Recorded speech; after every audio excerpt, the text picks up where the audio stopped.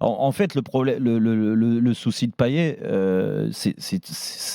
c'est assez simple à résumer. C'est que ce joueur-là, il est arrivé, il est revenu à Marseille en étant la tête d'affiche du projet, que ça allait donc avec son salaire et son statut, qui s'est habitué à ça, et c'est pas parce qu'il vieillit. Et ça, encore une fois, c'est pas une critique contre lui, hein.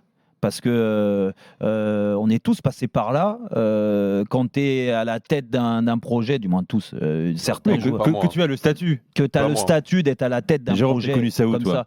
Bah, j'ai connu ça à Paris, connu ça dans tous les clubs où je suis passé, de toute façon. J'étais à la tête d'un Donc il n'y a que toi qui peux parler ici. Mais, on te laisse pas, tu as un cadre. Non, mais la blague à part, c'est que quand tu te sens leader technique, ce qui est le cas de Payet, dans tous les cas, ce que j'ai pu ressentir aussi quand j'étais sur le terrain, et ben en fait, quand tu vieillis, tu regardes qui t'a autour de toi et tu te dis, mais bon, aujourd'hui, il n'y a pas plus fort. C'est encore moi. Il n'y a pas plus fort. Et c'est le cas. C'est la vérité. C'est pour ça qu'hier, il dit qu'il est fou à Villas-Boas. C'est la vérité. C'est le cas. Bah oui, parce que quand Radonjic, c'est pas la première fois qu'il le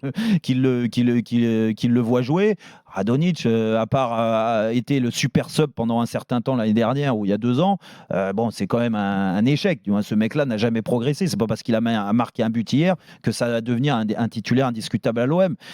Et donc Payet, il se dit, mais attendez, Radonjic, j'en ai 2 dans le pied droit et 2 dans le pied gauche.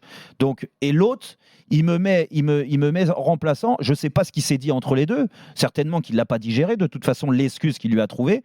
Mais tu aurais dû être beaucoup plus sévère, encore une fois, avec Payet quand il est revenu dans cet état-là en début d'année, avec des kilos trop, où c'est un manque de respect total envers l'Olympique de Marseille, et même lui envers sa carrière, que tu aurais dû être sévère à ce moment-là, de lui dire, mais écoute, c'est impossible que tu joues, mon coco. Dans cet état-là, je préfère mettre des joueurs qui sont moins forts peut-être techniquement que toi, mais toi, tu vas aller te refaire une santé, et tu vas peut-être mettre 1 mois ou 2 mois pour revenir, mais au moins tu seras affûté. Ils ne l'ont jamais fait. Donc aujourd'hui, vu que tu as accepté ça, et même les discours élogieux de la part de Villas-Boas en premier, qui nous le défendait, non, mais la balance, c'est le même poids qu'avant, ils l'ont mis quand même au régime, donc c'est quand même un problème.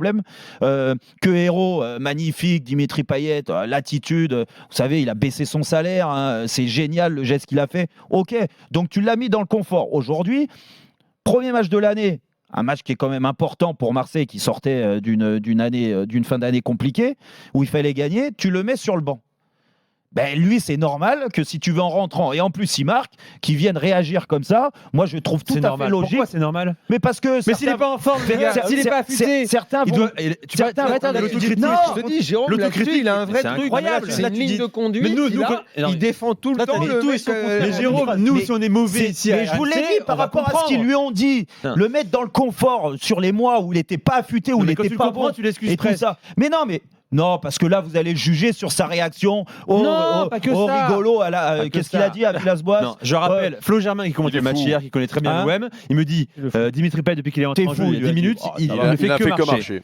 Il n'a fait que marcher. Et il a marqué, effectivement, parce qu'il est capable de marquer sur une fulgurance. Payet, il est au-dessus de la moyenne à Marseille. Il l'a fait. Mais il n'a pas fait dans son investissement, si tu veux. Non, mais il l'a pas fait parce qu'il a les boules d'être sur le banc. Donc il a 33 ans, le garçon. Mais ça, les gars, arrêtez de me dire il a 33 ans, il a 34 ans, il a truc.